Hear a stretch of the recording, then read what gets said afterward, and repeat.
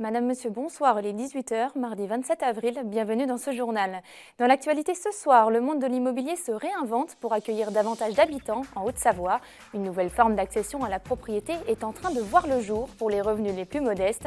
Il s'agit du bail réel solidaire. C'est une première en Haute-Savoie. Fenêtre de Buisson s'est rendue à Cruseilles pour dresser un état des lieux.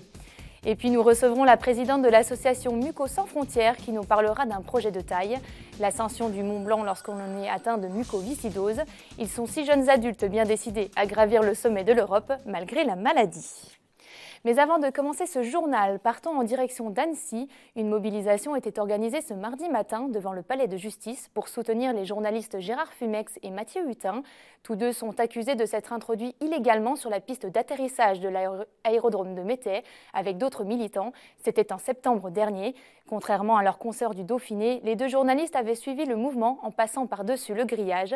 Pour les militants, cette accusation représente une grave atteinte à la liberté de la presse. Finalement, Gérard Fumex a été relaxé ce matin et son confrère de la radio associative H2O ne connaîtra sa peine que le 25 mai prochain. Il risque 200 € d'amende et demande lui aussi la relaxe. On écoute leur réaction au micro de Colline Muriot. Je ne peux pas tolérer autant qu'on essaie de nous faire passer pour des barbouzes parce que, soi-disant, l'hélicoptère de la sécurité civile n'a pas pu assurer ses missions de secours pendant 2 heures ce jour-là. La deuxième chose qui m'inquiète, c'est ce reproche qu'on me fait de ne pas avoir de carte de presse. Moi, je suis salarié en tant que journaliste depuis septembre 2019, donc la carte de presse, elle est en attente. Le motif, il est légitime parce que c'est le droit à l'information. On ne pouvait pas produire une information de qualité ce jour-là si on n'était pas au plus près. On n'aurait pas pu ramener de son et d'images de ce qui réellement se passait sur le taxiway. Et pas le tarmac, parce que là aussi, le ministère public a essayé de faire la confusion. Non, vous étiez sur les pistes. Non, je confirme, on était bien sur le taxiway. D'ailleurs, sur ma vidéo, les avions passent derrière nous. Ce serait totalement illogique que je ne sois pas relaxé. Mais derrière, relax, pas relax, il s'agit encore une fois, et c'est normal parce que rien n'est jamais acquis complètement, il s'agit encore une fois de défendre la liberté de la presse, la liberté d'informer et les façons qui permettent d'assurer cette mission de la meilleure façon. Si je n'avais pas été relaxé, il est clair que nous aurions fait appel, car sur le principe, on aurait été jusqu'au bout. Parlons de la situation immobilière en Haute-Savoie. Chaque année, plus de 10 000 nouveaux habitants viennent s'installer dans le département. C'est la plus forte croissance démographique en France métropolitaine. Mais cette attractivité a un coût, celui du logement. Face à un marché immobilier saturé et inaccessible, le bail réel solidaire pourrait être l'une des solutions pour faire des économies. Il dissocie le bâti du foncier à l'achat. Exemple à Cruseilles, où le premier appartement vendu sous ce format est en cours de construction. C'est un reportage de Fenêtre de Buisson. On peut entrer. Très bien. Alors attention à vos pieds, il y a encore un petit peu de matériel. Visite de chantier ce matin-là à Cruseilles pour Benjamin Muset. Au mois de juin, avec sa famille, il viendra s'installer dans ce T4 flambant neuf qu'il est en train d'acheter. Petite subtilité qui fait toute la différence. La famille achète les murs, le bâti, tandis qu'Idéis, organisme de foncier solidaire, achète le terrain. La famille déboursera 231 000 € au lieu de 355 000 € sur un achat traditionnel. Pour nous, c'est l'avantage de pouvoir accéder à un logement en étant propriétaire sur la ville de Cruseilles, en étant 2 salariés français qui ne sont pas avec des gros salaires. Et du coup, pour ma compagne et ma fille, c'est important.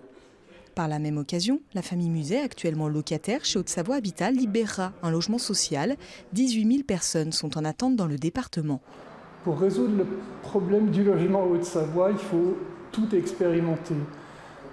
Le bail réel solidaire, c'est un outil pour permettre à cette population qui est souvent un peu trop aisée pour rester dans le logement social, mais de toute façon totalement dans l'incapacité d'acheter dans la promotion traditionnelle, de pouvoir s'offrir leur premier toit. C'est ce qu'on appelle la mixité sociale.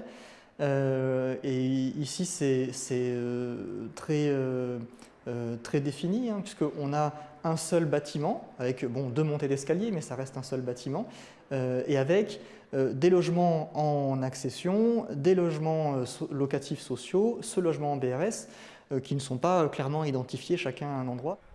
Le promoteur qui travaille depuis plus de 30 ans avec Haute-Savoie Habitat a accepté de jouer le jeu pour cette première expérimentation. Il lui en coûtera 80 000 € sur le projet.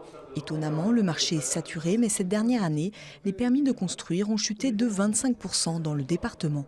C'est compliqué de construire en Haute-Savoie et ça l'est d'autant plus aujourd'hui, à la fois dans un environnement post-Covid où le sujet environnemental accapare les discussions, à juste titre, il faut le dire, c'est-à-dire qu'on ne peut plus construire aujourd'hui comme on le faisait hier, mais la contrainte environnementale, à elle seule, elle ne peut pas participer au développement durable tel qu'on doit le concevoir. Il y a également les aspects sociétaux, économiques et sociaux, et le bail réel solidaire permet de répondre à ce sujet-là.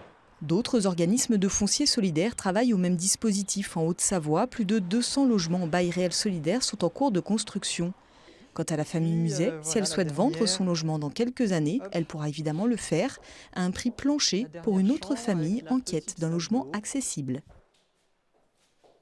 Plus au nord, dans le Bugey, les réacteurs de la centrale nucléaire sont encore une nouvelle fois au cœur de nouvelles discordes. Le canton et la ville de Genève ont déposé un nouveau recours contre la décision prise fin février par l'Agence de sûreté nucléaire française de prolonger son activité. Pour la première fois, l'organisme se prononce en faveur de son fonctionnement au-delà de 40 ans. Les collectivités genevoises situées à 60 km vol d'oiseau de la centrale dénoncent sa vétusté. On écoute Antonio Hodgers, conseiller d'État de Genève. Fanette de Buisson l'a contacté cet après-midi. Il y a déjà maintenant une trentaine d'années, le peuple genevois a voté un article constitutionnel qui contraint les autorités à s'opposer à toute installation nucléaire dans sa proximité. Donc, ce temps d'ailleurs valable du côté suisse que du côté français, puisque Genève est vraiment, si je puis dire, entre les deux pays. Et c'est pourquoi, depuis lors, les autorités genevoises, il n'y a rien de personnel là derrière, mais c'est vrai, attaquent les installations nucléaires à proximité, ici celle du Bugey, d'autant plus qu'aujourd'hui, le Bugey est en train, avec la fermeture de Fessenheim, est en train de devenir la plus vieille centrale nucléaire de France et qu'on est vraiment sur une technologie des années 70 que on essaie de rafistoler année après année pour la maintenir en activité, et ceci est une préoccupation. Et c'est vrai que la population suisse est très sensible à cette question-là du risque nucléaire. Peut-être, si vous me permettez, un chiffre qui est assez explicite et qui démontre que le nucléaire n'est pas une technologie aussi sûre que cela. Sur 500 centrales nucléaires construites dans le monde de l'après-guerre, eh bien, 2 ont eu un accident majeur, Tchernobyl et Fukushima. Et donc, ça fait une centrale nucléaire sur 250 qui finit mal. Vous imaginez, par exemple, si on prend une autre technologie, l'aviation, si un avion sur 250, au lieu de finir sa vie avec les honneurs et en sécurité, venait à exploser dans le ciel, plus personne ne prendra les avions. Ça serait considéré comme une technologie beaucoup trop dangereuse. Ce que vous dénoncez notamment, c'est le manque d'études d'impact transfrontalier. Ce n'est pas une obligation. Il n'y a pas de coopération transfrontalière sur ce sujet-là. Effectivement, et ça on le regrette parce que la Suisse comme la France sont liées à la convention d'Espoo, convention qui dit que quand un pays construit ou développe ou entretient ou ici prolonge l'activité d'une infrastructure qui peut avoir un impact sur un autre pays, eh bien, il doit le consulter.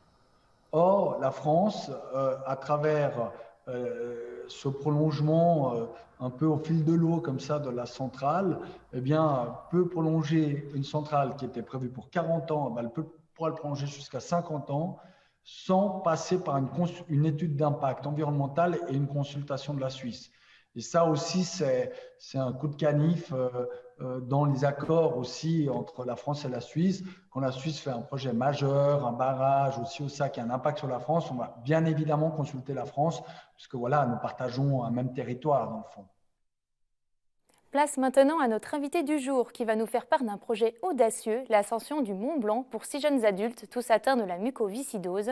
Si les tests médicaux les y autorisent, ils vont tenter de gravir le sommet de l'Europe pendant 2 jours, et ce malgré la maladie, aux côtés de l'association Muco Sans Frontières. Pour rappel, cette maladie génétique encombre sévèrement les voies respiratoires et biliaires. Près de 200 naissances sont concernées chaque année. Pour en parler ce soir, je reçois la présidente de cette association, Fiona Malagouti. Bonjour Fiona. Bonjour à tous. Avec ce défi, c'est un message d'espoir que vous souhaitez envoyer à toutes ces personnes atteintes de la mucoviscidose?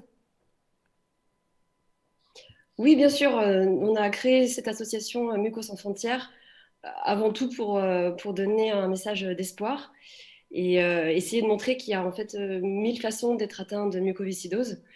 Donc évidemment, là, l'équipe avec qui on fait cette ascension du Mont Blanc est en capacité de le faire. On est tous sportifs et on pratique déjà de la montagne. Donc voilà, donc nous, on veut vraiment véhiculer un beau message, insuffler du positif à tous les autres patients, de l'atteinte de mucoviscidose ou d'autres pathologies chroniques, et montrer que malgré toutes les contraintes de cette maladie, on peut faire de belles choses. Alors, vous êtes 6 adultes âgés de 27 à 35 ans à partir à la conquête du Mont Blanc. D'où venez-vous? Vous vous connaissiez déjà? Non, on se connaît via les réseaux sociaux. Donc, c'est comme ça qu'on a pu dire qu'on allait se faire ce projet ensemble. On est pour la plupart de la région Auvergne-Rhône-Alpes. Il y en a juste un qui vient de Bayonne. Et on se rencontre pour la première fois le week-end du 8 mai pour faire un week-end d'entraînement avec les guides qui vont nous accompagner pour l'ascension. Il y aura également une personne qui fera un reportage vidéo, donc à la fois sur l'ascension, mais aussi de façon un peu plus générale, un documentaire sur nous, patients mucos, qui allons faire ce gros challenge. Alors, l'air de la montagne est censé être plus pur en altitude. Est-ce que c'est aussi la raison pour laquelle vous vous êtes lancé ce défi? Alors oui, c'est sûr. Après, il y a aussi beaucoup moins d'oxygène, donc ça met une grosse difficulté supplémentaire, sachant que nous, on a déjà des capacités respiratoires amoindries. Mais non, l'idée, en fait, elle est venue quand on a créé l'association Mucos sans frontières avec mon copain Nicolas. On est parti en Amérique du Sud et on a réalisé l'ascension d'un sommet en Bolivie qui s'appelle le Huayna Potosí, qui culmine à plus de 6000 mètres. Et Nico a fait un film de cette ascension qui est disponible sur notre page Facebook Mucos sans frontières. Et suite à ce film, en fait, on a eu vraiment beaucoup de messages de personnes qu'on ne connaissait pas, qui étaient touchées de près ou de loin par la muco, souvent des jeunes parents, et qui nous écrivaient comme quoi c'était vraiment génial, qu'ils ne pensaient pas qu'un jour ce serait possible d'avoir la muco et de faire de tels exploits. Donc, en fait, quand on est rentré, on s'est dit, qu'est-ce qu'on fait de Mucos sans frontières? On continue pas? Et étant de la région Auvergne-Rhône-Alpes, le Mont Blanc est apparu assez vite comme un beau projet, mais cette fois-ci, de ne pas le faire toute seule et de le faire accompagner d'autres patients, mordus aussi de montagne. En quoi c'est important pour vous de pratiquer du sport en plein air avec cette maladie? Alors, le sport, pour moi, c'est une thérapie.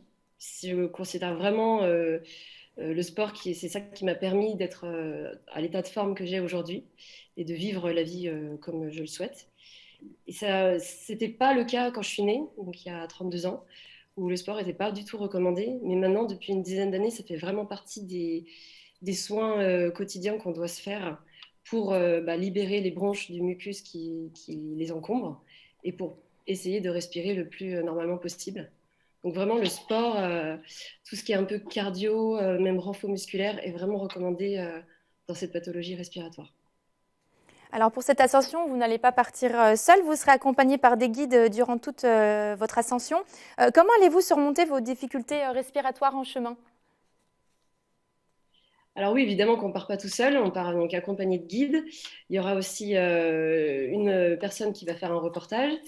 Et Paul Bonhomme, qui est donc un guide de haute montagne connu pour la Pentraide, qui nous accompagnera le jour de l'ascension, qui sera le 9 et 10 juin. Et on va gérer nos problèmes respiratoires comme on l'a toujours fait. C'est-à-dire que la mucoviscidose, ce n'est pas une pathologie où on a des crises et où il y a une dégradation vraiment rapide. On va s'entraîner pour, d'ailleurs c'est ce qu'on fait déjà depuis plusieurs mois. Et puis c'est la condition vraiment pour qu'il n'y ait pas de problème, ou s'il y en a un, qu'on puisse y pallier, c'est de partir avec une météo exceptionnelle. Parce que peu importe qui a un problème en haute montagne, le plus urgent, c'est de redescendre. Et du coup, pour cela, il faut que les hélicoptères puissent voler. Donc voilà, nous, on va gérer notre problème chacun à sa façon. On est tous différents. et on va vraiment se soutenir dans cette aventure. Alors l'ascension est prévue pour juillet 2021. Comment allez-vous vous préparer à cet exercice? Ou juin 2021 du coup?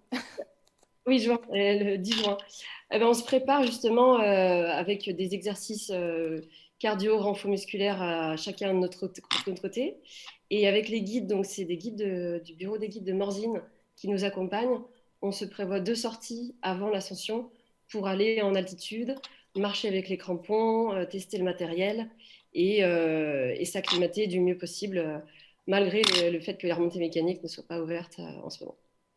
Alors, le but de cette ascension, c'est aussi de récolter des fonds pour la recherche médicale pour aboutir à un traitement curatif. Est-ce que vous pouvez nous parler un peu plus de l'association en elle-même et des actions que vous menez? Oui, bien sûr.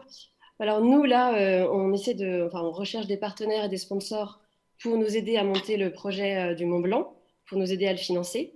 Et ensuite, à travers tous ces partenaires, entreprises, à travers vous, les médias, l'idée, c'est vraiment de mettre un coup de projecteur sur la mucoviscidose, parce que c'est une maladie génétique rare. C'est la plus fréquente des maladies génétiques rares. Mais comme vous l'avez dit, il n'y a pas de traitement à ce jour. Et même si la qualité de vie elle a été améliorée nettement depuis ces dernières décennies, il faut absolument soutenir la recherche médicale. Et du coup, on va faire un appel aux dons au moment de l'ascension et autour de l'ascension.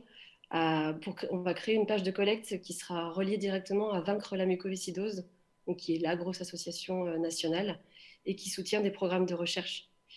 Là, en ce moment, d'ailleurs, il y a une nouvelle trithérapie qui va bientôt arriver en France, qui représente pour le coup un réel espoir depuis pas mal de temps. Et Vaincre la mucoviscidose et l'association Grégory Le Marchal œuvrent à fond pour qu'elle soit rapidement accessible aux patients atteints de mucoviscidose. Donc oui, l'appel aux dons et le soutien à la recherche est primordial, même crucial pour qu'un jour on puisse guérir et vaincre la muco. Eh bien, on vous le souhaite. Merci Fiona Malaguti d'être venue avec nous sur ce plateau en visioconférence. Pour soutenir la recherche sur la mucoviscidose, vous pouvez également faire des dons directement auprès de Mucos Sans Frontières à cette adresse qui se trouve ci-dessous. En bref, comme c'est le cas depuis chaque année, le tunnel des Monts va subir un grand nettoyage de printemps et pour ce faire, interdiction de circuler sur la voie rapide urbaine de Chambéry, notamment dans le tube sud dans le sens Aix-les-Bains-Grenoble. Vous devrez emprunter le tube nord dans le sens inverse. La circulation se fera sur une voie la nuit à partir de 21h de ce mercredi 28 avril au vendredi 30 avril. Et une dernière info avant de se quitter. Attention, si vous roulez du côté de la commune de Verne, en Haute-Savoie, la route est fermée depuis ce lundi jusqu'au vendredi 2 juillet. Des travaux d'élargissement sont en cours sur la RD 902 afin de protéger la route d'éventuelles chutes de pierres. Une déviation est mise en place. C'est la fin de ce journal. On se quitte sur ces images de neige à Avoria. Merci de l'avoir suivi. Dans un instant, la météo de Thierry Paulme et un nouvel épisode de votre émission Panorama. Ce soir, focus sur l'activité de pêche. Fanette de Buisson nous plonge dans les profondeurs du lac du Bourget où près de 33 espèces de poissons cohabitent. Quant à moi, je vous retrouve demain pour le journal à 18h. Je vous souhaite une très belle soirée sur 8 Mont Blanc. Prenez soin de vous.